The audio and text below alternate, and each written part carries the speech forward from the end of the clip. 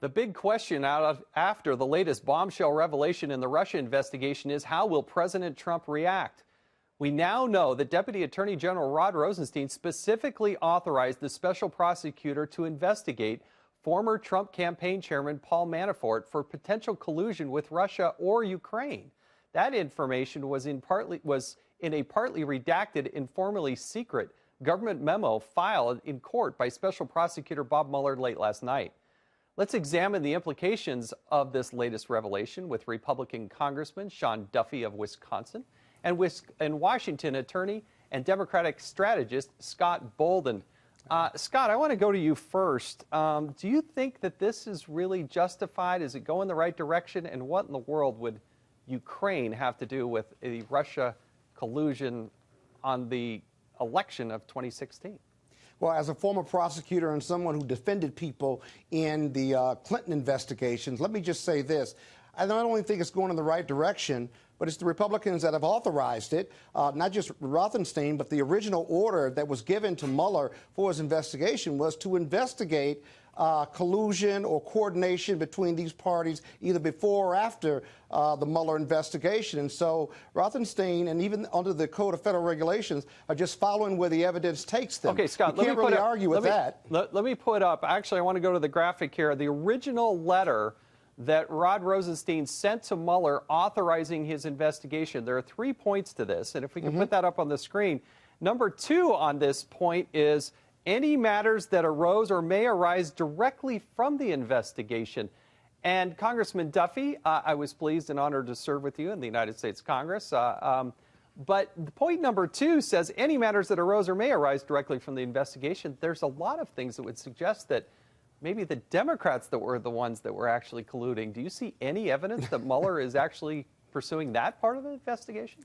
Yeah, hey, Jason, it was a pleasure serving with you as well. I mean, you bring a good point, and to Scott, I was a prosecutor as well, and the charge that Mueller received was to investigate collusion or involvement of Russia in the 2016 election, which means they can look at Donald Trump, but they can also look at Hillary Clinton, and the only evidence that we've had come out publicly in regard to collusion is the fact that Hillary Clinton and the DNC colluded through Fusion GPS and Christopher Steele with Russia. They paid Russian informants with double, triple, quadruple hearsay to craft a dossier that then the FBI used to go after Donald Trump. So if you want to look at Russia collusion and Russian influence, you got to look at Hillary Clinton and what they did in crafting the dirty dossier. And from for all intents and purposes, it doesn't appear that Mueller's actually looking at the Hillary Clinton campaign, because I think what we want, Scott, Jason, do you think the congressman has a point? I mean, do you see the evidence, and can you see the frustration from Republicans saying, how come the pursuit of justice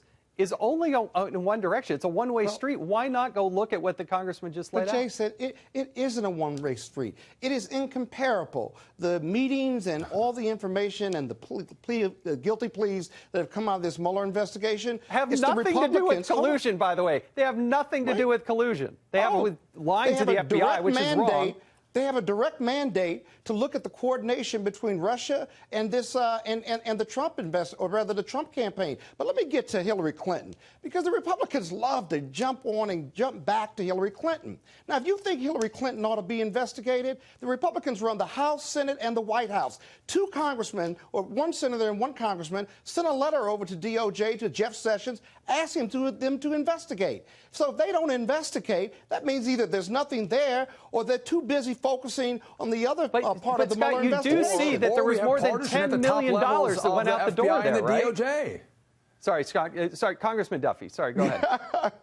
I didn't know which one to answer. That's because you have partisan hacks at the head of the DOJ and the FBI, and that's why I've called and others have called for a special counsel to look at the partisanship inside the FBI and the DOJ. But Scott, you can. It has been rejected. Hold on. I think all Americans will say, what involvement did Russia have in our elections? I'm on the same page as you are. We want to find that out. Absolutely. But if you're going to do it, let's not do it in a partisan way. Let's not just look at Donald Trump. There is a lot of smoke, and I think there's fire to look at Hillary Clinton as well. And if you only look at one side of this issue and not the other, that's why so many Republicans feel like it's a partisan hacksmanship investigation. I deeply believe, justice. I do believe this. What's that? If I may, forgive me. I deeply believe that if Mueller finds information, whether it's smoke, fire, or evidence or facts that Hillary Clinton somehow coordinated, notwithstanding the conjecture and what Congressman thinks and all the political facts, I think he's got the authority. I think he may have the authority to look at it or to ask Rosenstein the authority for that. We know for a fact that Hillary Clinton paid Russians to develop this dirty dossier that was used against Donald Trump. That's the only evidence we have of collusion. And for you to say that evidence doesn't exist is shameful. $10 million. The bottom line is, then why won't DOJ you have enough investigate smoke, and I think you have fire. We should look at Hillary Clinton as well and find out what role Russia had. Scott, you bring up a good point. I think Scott actually brings up a good point. He's not a political hack. I do believe that Scott brings up a good point. You have 4 key senators out there. You have Trey Gowdy. You have Bob Goodlatte, the 2 chairmen in the House, calling for a special prosecutor. You have Jim Jordan and Mark Meadows have been calling this for months.